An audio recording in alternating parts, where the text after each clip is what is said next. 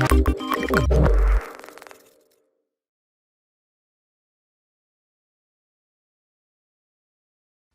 DowerChin.com. Today I'm going to do a review for a different iPad, my smaller 9.7-inch iPad Pro. And so we're going to talk about a case for it. This here is the Inateck Detachable keyboard case for the smaller 9.7-inch iPad Pro. If you see my video for the review for the similar case for the 12.9-inch one, it's going to be kind of similar in design and everything, but obviously for the smaller iPad. Alright, so let's take a look at this guy, open the box, and see what we get, and let's give this thing a try. So once everything's unboxed, we are left with an instruction manual, which is a pretty nice instruction manual, pretty well written. Has lots of different options, as well as all different types of languages here, so that's kind of nice.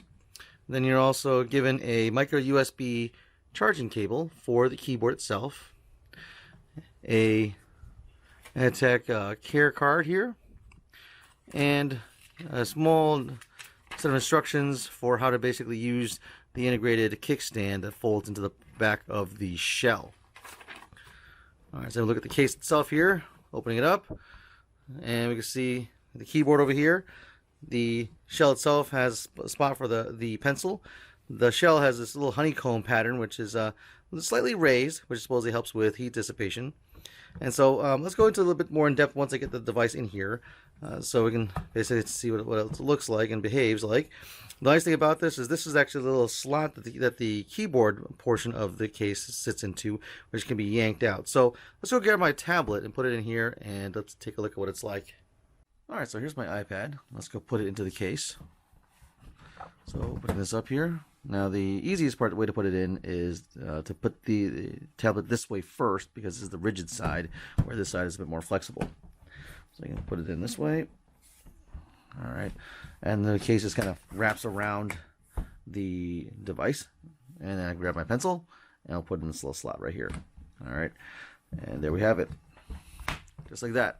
Alright, so let's take a look at the port layout real quick. So we can see here we have an opening here for the micro USB charging cable for the keyboard. We have a grill here for the speakers and an opening for lightning connector. Looking on this side over here, we can see there's an opening here for the volume rockers, and then on this little spot here, there's a hole for microphone. On the bottom side, we have an opening here for the camera, flash, and the microphone, and then a spot here for the other microphone here, and looks like one for microphone if you have one. Then on this other top side here, we have openings for the speakers, the once again that microphone opening if you have one. I don't have that here, and the headphone jack. Alright, looking on the back side here, we also have the kickstand.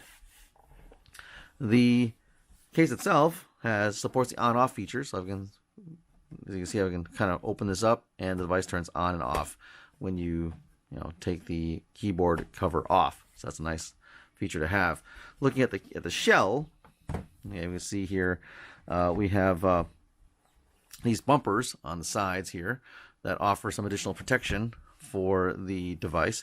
So if it were to fall in these little corners, these little bump outs should provide extra cushioning to prevent the device from getting damaged. Alright, and the whole thing closes up like so. Alright, so let's talk about the kickstand. The kickstand itself is this part here. Kind of comes out, and you can see here there are 3 notches in the kickstand for different magnets, and they kind of attach to this metal clasp that's on this part of the stand. So I can see here, I can put it in here. Got one position 1, and then 2, and then 3. Alright. And if I open it this way, you can see how sturdy it is. Even at this most extreme angle here, if I tap on this thing, it actually does keep it pretty stable. And then if I move it up, and one more time up this way to the highest one, so it does do a good job of keeping the tablet upright and not collapsing down. Now, unfortunately, with the way this setup is, this really is the lowest angle you have. There's no additional one, so you really don't have a nice little drawing angle. Like say if it was at this angle, it doesn't really do that. So it's unfortunate, but it'd be nice if it did, but it does not. All right. The other thing about this keyboard case is that this little area here is for the keyboard to detach. So if I were to basically take the keyboard here, I can just simply pull on it, and it comes off. All right, and being Bluetooth, it works. If it's unplugged, just turn it on and off. Set this to the side, or use it with this device using the kickstand in a different corner of the table, and everything works pretty well. So, and then the one drawback is that with this little slotted setup, you kind of have to feel around a little bit and kind of push it into the spot. But the difference though is that it's actually pretty sturdy, so it's not going to drop the keyboard like some of the magnetic ones, which don't really have as much support. So the drawback obviously is that the keyboard case isn't as quick as a snap and go. You kind of have to kind of pop this into this little groove here before you can take it up and run around with it. All right, so let's go and pair this up and use the device to look at the keyboard more in depth and look at the backlighting. Okay, first things first. Let's go pair the keyboard up. So I'll go to my settings and Bluetooth, and then let's start looking for Bluetooth devices. So I'm going to turn the keyboard on, and see once it's on, the colors will start showing, and we'll talk about the colors a bit more when we talk about backlighting for this thing. So first off, we have to get into pairing mode, and the Bluetooth button is on the delete key, so I'll have to hit FN delete in order to start that process. So I'll hit FN delete, and it'll see up here the LED for Bluetooth syncing is blinking, and that means it's looking for a Bluetooth connection. So now if we go up here, look over here to see that Bluetooth has found an Inateck KB02008. So I'll hit on that, and it's synced up, connected. Okay, so let's take a look at the keyboard layout here. Now, one thing you'll notice is that there is no dedicated row of function keys, and they're actually embedded in the numeric top row here. So you'll see that there's a bunch of combinations here. So FN tilde is the home button, the FN1 is the lock, 2 and 3 are brightness controls, 4 is search, 5 is internationalization, 6 is the on-screen keyboard, 7, 8, and 9 are the media keys, and then 0 dash equals is the volume. And then, of course, there's the FN delete for the Bluetooth pairing option. All right. There is a Siri button that is under the control, so FN control brings up the Siri options. Then there's actually some backlighting controls here, dedicated button for backlighting, as well as a command for the battery indicator. Then there's also a B key here for breathing mode for the lighting. We'll talk about those in a minute. And we have some options for the various different backlighting under these FN options, A, S, D, and F. Now, the arrow keys are an inverted T, and that's always a nice thing. The inverted T also doesn't have any keys next to it. So some keyboards have like a home end over here, and this is not, which is, I think, my preference, because you don't have to worry about accidentally hitting keys on the sides if you're trying to go for the arrow keys. And being inverted T, I think is a much more natural setup for arrow keys. Now, there are FN options for them as well, for FN up and down for page up and page down. The left is a home, and the right is in the end. All right, so that's kind of how the layout for the keyboard is. And let's now go and talk about the backlighting. All right, so I am in a dimly lit area now, so I'm going to turn on the backlighting so we can talk about that. Turn the keyboard on. Now, it does remember the settings for your backlighting. So there's 3 levels for it. So you see the dedicated backlight button here. I can go off, 1, 2, and 3. All right, so I'll leave it at the highest settings here. And if you were to turn it off, it'll remember where you left off. So if you had it on, it will remember that. If I go off, turn the keyboard off, and then turn the keyboard back on again, you see the Bluetooth light goes on, and the keys are off.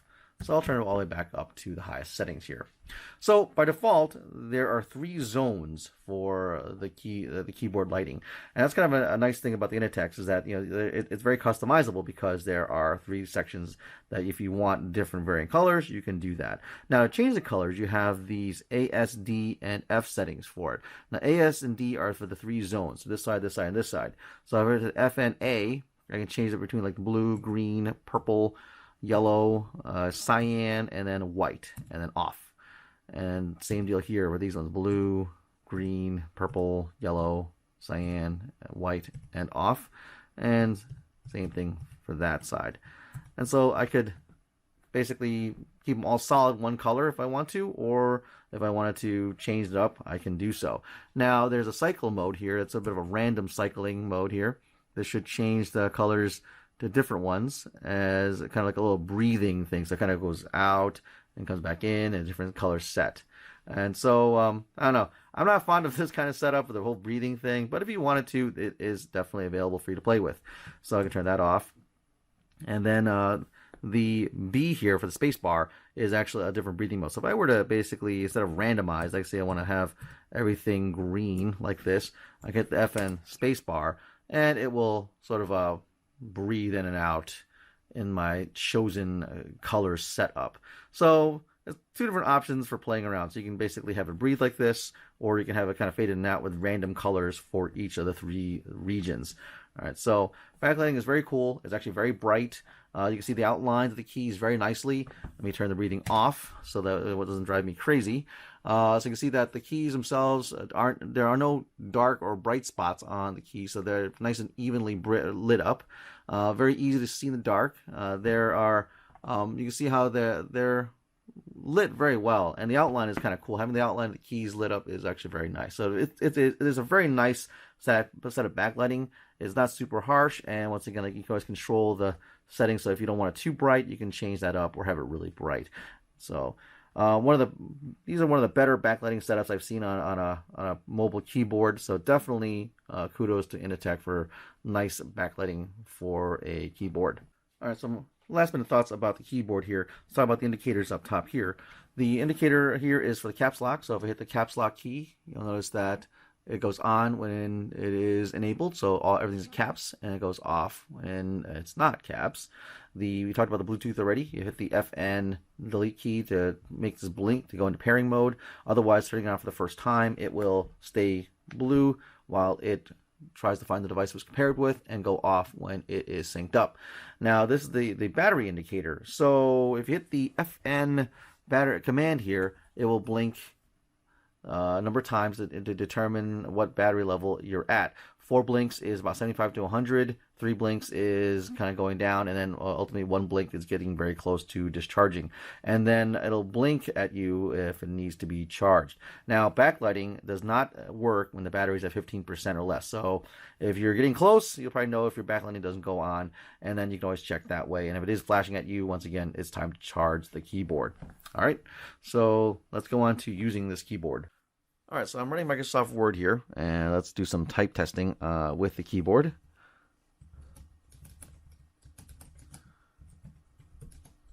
Ooh, didn't like that.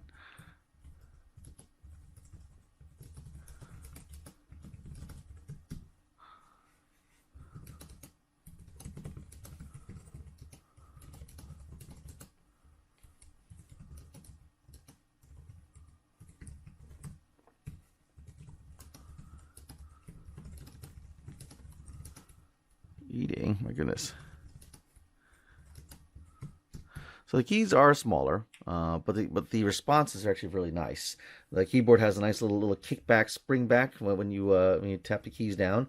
They're all very responsive, and it does take a bit of getting used to because it is smaller. The delete key back here, delete backspace key, is about on the small side, but it's a trade-off. And you also remember that if you want to use the functions, you have to hit the FN key in order to use those. The arrow keys are good. They are small, but it is a nice design decision to not have buttons on the sides. So because of the size of it, you can definitely easily mistakenly tap those. So keyboard is good. I like it. I think it feels really good for a iPad keyboard like this. So yeah, it's actually really nice. I don't have any particular drawbacks for it. Like in the previous section when I talked about the areas that with the design decisions on it, you have to decide if that is something that's going to prevent you from liking this keyboard. But otherwise, typing experience is actually pretty good. All right, so let's take a look and see how this case works on your lap. So if you find yourself in an airport or want to work on the couch or someplace you just don't have it tabled, will this case actually be functional? So let's take a look-see. We'll open this up, open the kickstand, and I think you see where this is going.